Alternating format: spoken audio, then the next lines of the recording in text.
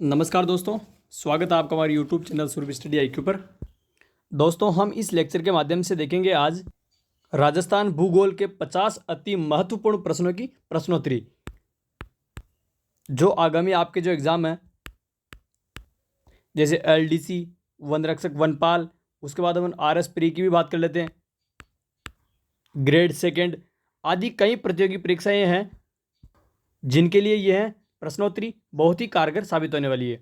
तो चलिए शुरुआत करते हैं। उससे पहले आपसे कहना चाहूँगा, अगर आप हमारे चैनल पर नए हैं तो हमारे चैनल सूर्य स्टडी IQ को सब्सक्राइब जरूर कर लीजिए, ठीक है, ताकि न्यूली अपडेट आपको प्राप्त हो सके। देखिए, आज का हमारा पहला क्वेश्चन है,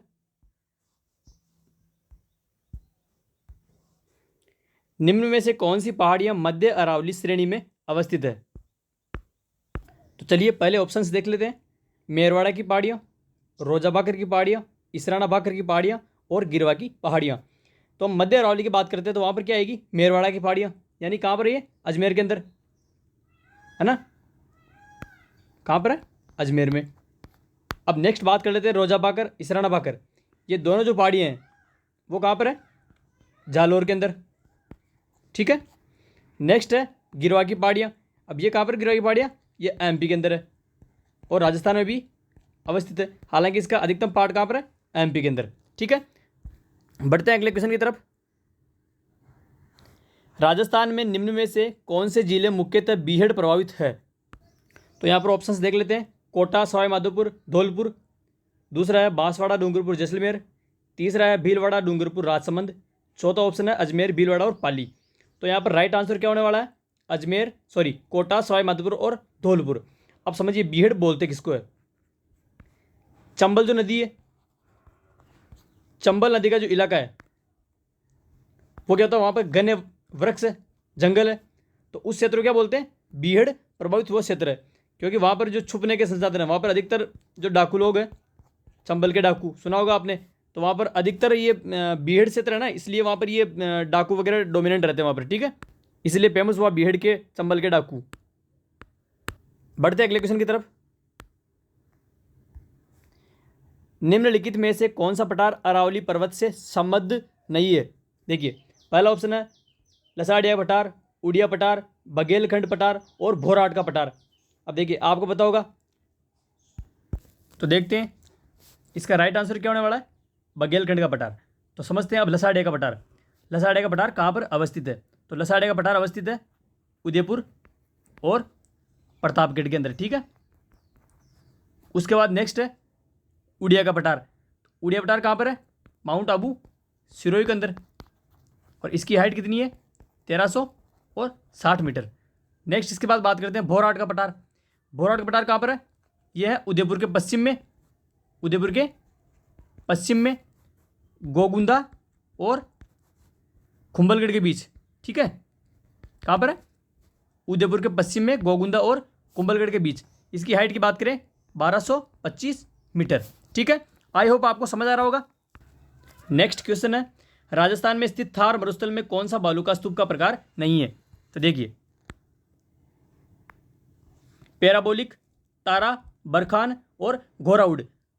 तो यहाँ पर आपने तीन के नाम तो सुने होंगे, तारा, बरखान और पैराबोलिक के। अब ये घोराउड जो है, अपने आप ये नाम अपने को सुना हुआ नहीं लग रहा, इसलिए इसका मतलब ये राइट आंसर इसका घोराउड हो जाएगा। अब समझ लेते हैं पैराबोलिक बालू का स्तूप किसको बोलते हैं। देखिए, पैराबोलिक बालू का स्तूप क्या है, यहाँ पर समझिए एक बार। ये बालू का स्तूप क्या करते हैं? जैसे वायु चल रही है और ये वायु के विपरीत दिशा, यानी कि ये वायु इस तरफ चल रही है तो वायु के इस तरफ ये बालू का स्तूप बनते हैं, ठीक है। और इनको क्या बोलते हैं? परवलयाकार, या ये महिलाओं के हेयर पिन के समान होते हैं, महिलाओं के हेयर पिन के समान, ओके। उसके अलावा इनको क्या बोलते हैं? पैराबोलिक। और ये क्या होते हैं? अर्धचंद्राकार, ठीक है। आगे आपको समझ में पैराबोलिक। नेक्स्ट बात करते हैं पैराबोलिक के बाद में बरखान। अब समझिए बरखान बोलते किसको है। ये पहाड़ी हैं, ऊबड़ खाबड़ ऊंची नीची पहाड़ी हैं, और इनके बीच में जो बालू का स्तूप बनते हैं उनको क्या बोलते हैं? बरखान बालू का स्तूप। अब देखिए जो सारा रेगिस्तान है, ये सारा मरुस्थल है, उसके अंदर जो मार्ग निकलते हैं क्या बोलते हैं इनको, घासी या कारवा मार्ग, जहाँ से क्या ऊँट गुजरते हैं, यहाँ पर भी ये बालू का स्तूप अत्यधिक मात्रा में पाए जाते हैं। नेक्स्ट अपने पास में कौन सा, तारा बालू का स्तूप। तारा बालू का स्तूप, इसकी आकृति क्या होती है, सेम तारे के समान होती है, इसलिए क्या बोलते हैं इसको, तारा बालू का स्तूप। ये पाया कहाँ जाता है, गंगानगर और अपने कुछ पार्ट में जैसलमेर के अंदर। हालांकि अधिकांश कहाँ पाया जाता है, सूरतगढ़ गंगानगर के अंदर। ठीक है, कहाँ पर, ये घग्गर नदी जो है उसके पेटे में। ठीक है, तो बढ़ते हैं अगले क्वेश्चन की तरफ। निम्न में से किस जिले की सीमा एमपी से नहीं लगती है, तो देखिए प्रतापगढ़, झालावाड़, कोटा, और चौथा क्या है, डूंगरपुर। तो अब समझते हैं एमपी के साथ राजस्थान के कौन कौन से जिले सीमा बनाते हैं। 10 जिले, वो कौन कौन से हैं, देखिए सबसे पहला है धौलपुर, उसके बाद करौली है, नेक्स्ट सवाई माधोपुर है, 12 है, उसके बाद कौन सा है, झालावाड़ है, कोटा है, भीलवाड़ा है। देखिए इसको नेक्स्ट मैं स्लाइड पे लिख लेता हूँ। सबसे पहला कौन सा है, धौलपुर, उसके बाद कौन सा, करौली, अगला कौन सा है, सवाई माधोपुर, नेक्स्ट है 12, उसके बाद फिफ्थ है कौन सा, झालावाड़, नेक्स्ट है कोटा, और आगे कौन सा है, भीलवाड़ा, आगे है उसके बाद प्रतापगढ़, और 9th नंबर का कौन सा है, चित्तौड़, और 10वां कौन सा है, बांसवाड़ा। अब इसमें कौन कौन से आ गए, इसमें कौन कौन से आ गए, धौलपुर भी आ गया, प्रतापगढ़ भी आ गया, कोटा भी आ गया, और इसमें डूंगरपुर नहीं है। इसका मतलब डूंगरपुर इसका राइट आंसर होने वाला है।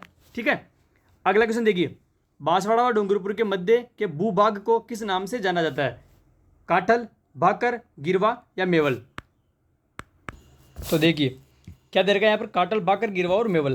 तो काटल कहाँ पर है, काटल तो माही जो नदी है, कौन सी नदी है, माही नदी।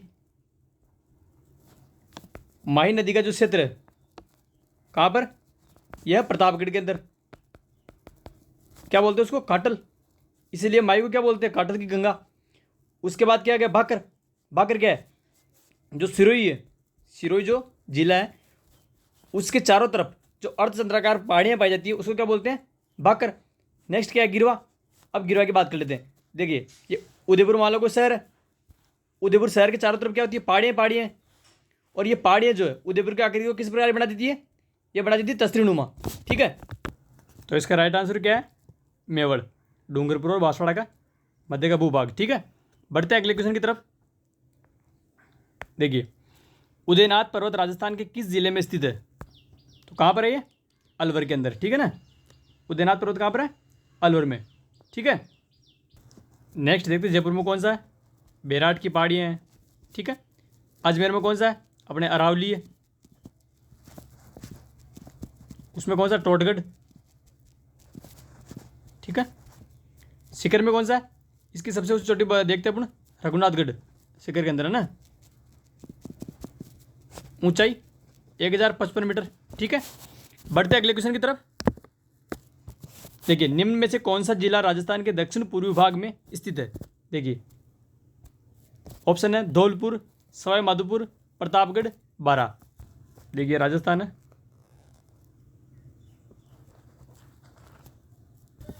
अब कौन सा भाग पूछ रहे हैं, दक्षिण पूर्वी, यानी कि ये वाला पार्ट। ठीक है, प्रतापगढ़ कहाँ पर है, इस पार्ट में। सवाई माधोपुर ये थोड़ा ऊपर पड़ता है, देखिए कहाँ पड़ता है सवाई माधोपुर, ये इसके धौलपुर से जस्ट नीचे। ठीक है, तो यहाँ पर क्या आएगा, बारां। ठीक है, देखिए अगला क्वेश्चन क्या है, राजस्थान का वह जिला कौन सा है जिसका भौगोलिक व सामाजिक वातावरण, पर्यावरण तथा राजनीतिक सीमा उत्तर प्रदेश एवं मध्य प्रदेश से मिलती है। देखिए मैप हो गया राजस्थान का। अब समझते हैं मैप के माध्यम से कि कौन से ज़िले की सीमा कहाँ से टच होती है। ठीक है, यहाँ से लेकर यहाँ तक ये पूरा क्या है, एमपी। ठीक है, देखिए इधर यहाँ से यहाँ जो क्षेत्र है वो कौन सा है, गुजरात। बात करते हैं यहाँ से लेकर यहाँ तक का जो क्षेत्र है वो कौन सा है, यूपी। और ये वाला क्षेत्र है, ये वाला बेल्ट जो है वो कौन सा है, हरियाणा। और इसके इधर ऊपर वाला कौन सा बेल्ट है, वो बेल्ट है पंजाब। ठीक है, यहाँ पर देखिए ये हो गया भरतपुर, उसके बाद ये हो गया धौलपुर, और यहाँ पर है ये करौली। ठीक है, हालांकि जूम इन होगा यहाँ पर, ये जूम आउट करके बता रहा हूँ मैं। देखिए ये कौन सा है, भरतपुर, ये कौन सा है, धौलपुर, और उसके बाद ये यहाँ पर क्या है, करौली। ठीक है, तो करौली की बात करते हैं। करौली अकेला किससे मिलता है, ये मिलता है केवल एमपी से। भरतपुर की बात करें, ये किससे मिलता है, यहाँ पर देख लीजिए यूपी और हरियाणा के बॉर्डर से। ठीक है, और धौलपुर की बात करें किससे मिलता है, ये यूपी और एमपी से। अब बात करें अलवर की, अलवर किससे मिलता है, देखिए यहाँ पर देखिए अलवर को, अलवर पड़ता है इस तरफ, ये कहाँ पड़ता है, हरियाणा के बॉर्डर पे। ठीक है, तो देखिए क्या हो गया, सबसे पहले क्या है, भरतपुर, धौलपुर, करौली, या ऊपर लिख दो या नीचे लिख देता हूँ अलवर। ठीक है, क्योंकि तीनों एक साथ है ना, इसलिए यहाँ लिख रहा हूँ मैं। ये किससे मिलता है, यूपी और हरियाणा से। धौलपुर किससे, यूपी और एमपी से। करौली किससे, करौली के एमपी से, और अलवर किससे, हरियाणा से। ओके, बढ़ते हैं अगले क्वेश्चन की तरफ। तो इसका राइट आंसर क्या हो जाएगा, धौलपुर। ठीक है, ओके। अगला क्वेश्चन क्या है, बाड़मेर की सिवाना पहाड़ी क्षेत्र में स्थित गोलाकार पहाड़ियां कहलाती है। देखिए बाड़मेर की जो गोलाकार पहाड़ियां हैं सिवाना क्षेत्र के अंदर, वो क्या कहलाती है, तो ऑप्शन क्या है इसके, 56 की पहाड़ियां, नाकोड़ा पर्वत। आगे बढ़ते हैं, उसके बाद है उक्त 1 व 2 दोनों आड़ावाला पर्वत। तो देखिए 56 की पहाड़ी में जो है ये कहाँ पर है, बाड़मेर में। उसके बाद ये जो नाकोड़ा है वो कहाँ है, वो भी बाड़मेर में। तो दोनों करके 56 और नाकोड़ा दोनों कहाँ पर है, बाड़मेर में। तो इसका राइट आंसर क्या हो जाएगा, 1 व 2 दोनों। अब बात करते हैं आड़ावाला पर्वत, ये कहाँ पर है, ये है बूंदी के अंदर। ठीक है, ये भी आपको याद रखना है। तो बढ़िए अगले क्वेश्चन की तरफ। निम्नलिखित में से कौन सा समूह राजस्थान की पर्वत चोटियों का उनकी ऊंचाई के अनुसार अवरोही क्रम में सही क्रम दर्शाता है। अब सबसे पहले तो यही अपन लोगों को डाउट रहता है, आरोही और अवरोही होता क्या है। कई बार अपने को क्वेश्चन आते हुए भी अपन लोग गलत कर देते हैं। तो यहाँ पर आपको दिख रहा होगा आरोही मतलब ये छोटा अक्षर है, और अवरोही यानी बड़ा अक्षर है। तो क्या करेंगे, छोटे से बड़ा, और ये क्या बड़ा अक्षर है तो बड़े से छोटा। तो कभी भी कंफ्यूज नहीं होना आपको, इस लॉजिक को अपने दिमाग में सेट कर लेना है। छोटा अक्षर जो है छोटा से बड़े की तरफ बढ़ेगा, और बड़ा अक्षर जो है बड़े से छोटे की तरफ बढ़ेगा। तो बात कर रहे हैं यहाँ पर आरोही क्रम के अनुसार। ठीक है, देखिए अवरोही क्रम के अनुसार है ना। तो चलिए देखते हैं इन चोटियों की लंबाई। ठीक है, सबसे पहले कौन सी है, टोटगढ़, इसकी लंबाई है ऊंचाई 933 मीटर। उसके बाद कौन सी है, खो, ये कहाँ पर है, जयपुर में, इसकी ऊंचाई कितनी है, 920 मीटर। उसके बाद कौन सी है नेक्स्ट, यहाँ पर है बिलाली, बिलाली की ऊंचाई कितनी मानते हैं, ये कहाँ पर, अलवर में, और ऊंचाई इसकी कितनी है, 775 मीटर। उसके बाद कौन सी है, रोजा भाकर, रोजा भाकर, इसकी ऊंचाई 730 मीटर। तो अब आप मैच करोगे, सबसे बड़ी कौन सी यहाँ पर, 933, टोटगढ़। तो ऑप्शन में देख लीजिए आप कि टोटगढ़ किस ऑप्शन में, देखिए दूसरे में नहीं है, पहले में टोटगढ़ है, और उसके बाद यहाँ भी टोटगढ़ नहीं है। इसका मतलब पहला इसका राइट आंसर हो जाएगा टोटगढ़, खो, बिलाली और रोजा भाकर। ठीक है, 933, 920, 775 और 730। ठीक है, बढ़ते हैं अगले क्वेश्चन की तरफ।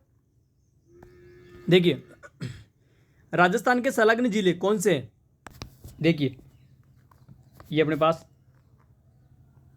राजस्थान का मैप है, यहाँ पर हो गया सिरोही। ठीक है, ये सिरोही हो गया। उसके बाद इधर हो गया पाली, और यहाँ ऊपर क्या है, ये अपने पास टोंक, सॉरी नागौर, ठीक है। ये सिरोही हो गया, पाली हो गया और ये नागौर हो गया। आपस में इन तीनों जिलों की सीमाएं इंटरकनेक्टेड है, ठीक है। इसलिए इनको क्या बोलते हैं, संलग्न जिले, ठीक है। तो इसका राइट आंसर क्या हो जाएगा, सिरोही, पाली और नागौर, ठीक है। बढ़ते अगले क्वेश्चन की तरफ। राजस्थान के पश्चिमी मरुस्थलीय भाग की चट्टानें किस भूगर्भिक काल की है? तो इसका ऑप्शन दे रखे हैं, विंध्यन युग, टर्शियरी युग, इयोसिन युग, जुरासिक या इयोसिन युग। तो इसका राइट आंसर हो जाएगा जुरासिक या इयोसिन युग, ठीक है। बढ़ते अगले क्वेश्चन की तरफ। रेगिस्तानी क्षेत्र में निम्न कागारों से घिरी पलाय झीलें क्या कहलाती है? देखिए, तो यहाँ पर अपने पास ऑप्शन क्या क्या दे रखे, दरियन, बरकान, खड़ीन और खादर। तो देखिए, इसका राइट आंसर क्या हो जाएगा, खड़ीन, ठीक है। ये किसने बनवाई थी खड़ीन ने? पूर्व के पाली वालों ने तो क्या बनवाए थे, कांच। पूर्व के पाली वालों तो क्या बनवाए थे, कांच। और पश्चिम के पाली वालों ने क्या बनवाई थी, खड़ी ने, ठीक है। अब बात करते हैं दरियन। दरियन आखिरकार है क्या? जैसलमेर का जो क्षेत्र है उसमें चारों तरफ बालू का स्तूप पाए जाते हैं, उसे क्या कहते हैं, दरियन, जहां पर जनसंख्या न के बराबर पाई जाती है, ठीक है। आगे बढ़ते हैं। खादर, खादर आखिरकार बोलते हैं किसको? देखिए, समझते हैं। देखिए, ये लैंड है, इसको बोलते हैं तराई प्रदेश, जो भारत में सर्वाधिक कहां पर है, यूपी के अंदर। इसको बोलते हैं भाबर प्रदेश, इसको बोलते हैं खादर, और इसको बोलते हैं, सॉरी, इसको बोलते हैं बांगर, और इसको बोलते हैं खादर, ठीक है। ये बांगर हो गया यहाँ पर, और ये हो गया खादर, ठीक है। अब देखिए, जब प्रतिवर्ष बारिश होती है और बारिश के बाद में जब पानी आता है, पानी क्या करता है, नदियों के द्वारा जो मिट्टी होती है बहकर क्या क्या करती है, वो मिट्टी बहती बहती या नीचे आती है, और जो मोटे कंकड़ पत्थर रहते हैं वो कंकड़ पत्थर तो कहाँ जमा हो जाते हैं, इस तराई प्रदेश के अंदर। और जो ये पुरानी मिट्टी है, यहाँ पर रहती है पुरानी मिट्टी, उसको बोलते हैं बांगर। और प्रतिवर्ष जो पानी आता रहता है और उससे क्या होता है, नई जो मिट्टी है यहाँ से नई मिट्टी इकट्ठी होती हुई यहाँ पर ये जमा हो जाती है, तो इसको बोलते हैं खादर, ठीक है। यानी कि प्रतिवर्ष पानी द्वारा जो मृदा का जमाव किया जाता है उसको बोलते हैं खादर क्षेत्र, ठीक है। यानी कि खादर मृदा, यानी कि नवीन जो मृदा उसको बोलते हैं खादर, ठीक है। तो इसका राइट आंसर क्या है, खड़ीन, ठीक है। बढ़ते अगले क्वेश्चन की तरफ। आकलवुड फॉसिल पार्क किस प्राकृतिक भूभाग में स्थित है? देखिए, ऑप्शन देखिए इसके, पूर्वी मैदानी भाग, दक्षिण पूर्वी पठारी भाग, मध्यवर्ती पहाड़ी प्रदेश, और चौथा ऑप्शन है उत्तर पश्चिम मरुस्थलीय प्रदेश। तो ये राजस्थान है, राजस्थान के इस साइड में, यानी कि जैसलमेर में। कहाँ पर आकलवुड फॉसिल पार्क? जैसलमेर में। तो ये नॉर्थ हो गया, ये साउथ हो गया, ये ईस्ट और वेस्ट। तो कहाँ पर है ये? उत्तर पश्चिम में, ठीक है, उत्तर पश्चिम मरुस्थलीय भाग के अंदर, ठीक है। अगला क्वेश्चन हमारा, राजस्थान सरकार द्वारा वन्य जीव सुरक्षा अधिनियम कब अपनाया गया? जो 1972 का जो सुरक्षा अधिनियम है वन्य जीव वाला, वो कब अपनाया गया है?